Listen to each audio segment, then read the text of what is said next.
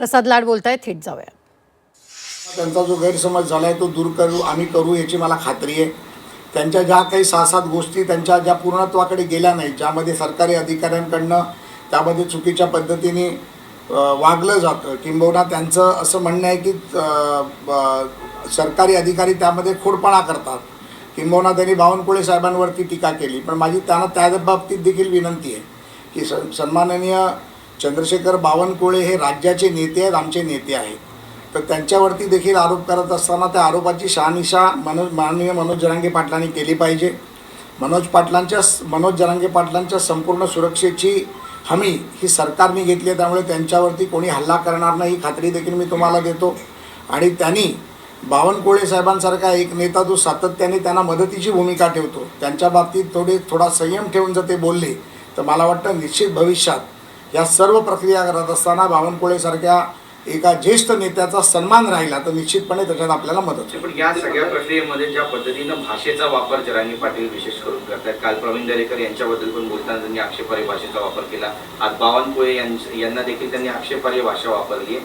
भाजपकडून याला उत्तर दिलं जाणार आहे जशास तसं निश्चितपणे देऊ. मी काल देखील म्हटलं, आज देखील म्हटलं की आम्ही कुठल्याही पद्धतीची आमच्या पक्षांच्या नेत्याबद्दल चुकीची भाषा खपवून घेणार नाही.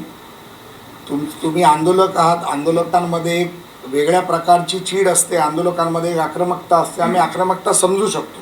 परंतु आक्रमकता समजत असताना तुम्ही कोणावरती वैयक्तिक टीका केली तर आम्ही कोणीही यामध्ये ऐकून घेणार नाही हे निश्चितपणे सांगतो. आणि त्याच बाबतीत तसंच मी लक्ष्मण हाकेंना देखील सांगतो आणि मला पूर्णपणे खात्री आहे की मनोज जरांगे पाटलांना जे काही कोणी फीडिंग देत आहेत, फीडबॅक देत आहेत ते चुकीच्या पद्धतीत देत आहेत. 4 कुणबी नोंदी ज्या त्यांना मिळाल्या नाहीत त्याबद्दल त्यांची तळमळ होती, त्याबद्दल ते माझ्याशी देखील बोलले होते. परंतु हे देखील विसरून चालणार नाही की 2.5 लाख लोकांना आतापर्यंत कुणबी समाज पत्रकं मिळाली आहेत आणि त्याबाबतीत आपल्या मीडियाच्या माध्यमातून ती जाहीर देखील केली आहे. एका मराठी वृत्तपत्राने त्यामध्ये बातमी देखील त्याची केली आहे. पण नुसत्या मराठा समाजाचाच हा प्रश्न नाही आहे, तो ओबीसी समाजात देखील हजारो जात प्रमाणपत्र रद्दबाद केली गेली आहे. त्याची देखील माहिती माझ्याकडे आली आहे जी मी मनोज जरांगे पाटलांना देणार आहे. मला पूर्णपणे खात्री आहे की मनोज जरांगे पाटलांचा गैरसमज निश्चितपणे दूर होईल. आता ते पश्चिम महाराष्ट्राच्या दौऱ्यावर आहेत.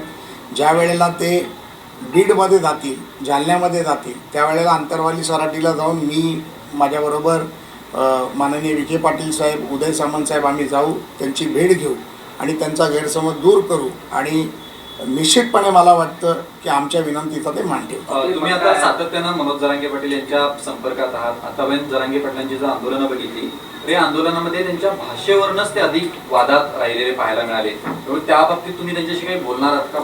तर मी ऑलरेडी त्यांच्याशी बोललो आहे, मी पुन्हा बोलीन. परंतु मी जसं तुम्हाला म्हटलं की आंदोलक जो असतो आणि प्रामाणिक आंदोलक असतो हा नेहमी आक्रमक असतो. त्याला त्याचं ध्येय हेच त्याचं कर्तव्य वाटत असतं. त्यामुळे त्या भाषेतून ते बोलतात आणि ती थोडीशी गावरान भाषा आहे. माझ्याशी बोलताना अनेकदा ते बोलता बोलता काही गोष्टी बोलतात, परंतु त्या काही गोष्टी आपण मनाला लावून घेत नाही. परंतु मला वाटतं की निश्चितपणे मनोजदादांशी मी पुन्हा आज रात्री चर्चा करीन, त्यांच्या या भाषेबद्दल बोलीन. त्यांनी सन्माननीय बावनकुळे साहेबांबद्दल जे बोलले तेही मी त्यांच्याबरोबर पुन्हा एकदा बोलीन. आणि बावनकुळे साहेबांचा अपमान हा निश्चितपणे भारतीय जनता पार्टीचा एक कार्यकर्ता म्हणून, एक नेता म्हणून मी सहन करणार नाही. कारण काल लक्ष्मण हाकेंनी जेव्हा माझ्या बाबतीत अपशब्द वापरले त्यावेळेला सन्माननीय बावनकुळे साहेबांनी त्याला सज्जड भाषेमध्ये जे सांगायचं ते सांगितलं आहे, उदय सामंत साहेबांनी सांगितलं आहे आणि खरं तर मीही सांगू शकतो.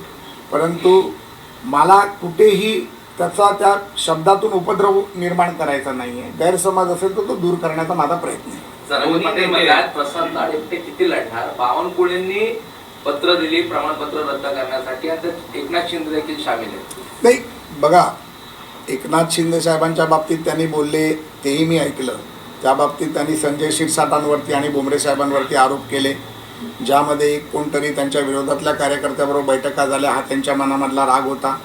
बावनकुळे साहेबांनी जे पत्र दिलं त्या पत्राच्या बाबतीत मी निश्चितपणे मी त्यांच्याशी 1-2दा नाही 3-4दा बोललेलो आहे. ज्यामध्ये मंत्री ज्या वेळेला एखादा कार्यालयात बसतो तेव्हा कोणी एखादा पदाधिकारी गेला की त्या पदाधिकाऱ्याच्या ह्याच्यावरती रिमार्क करणं ही त्या मंत्र्यांची नैतिक जबाबदारी आहे आणि संविधानिक जबाबदारी आहे.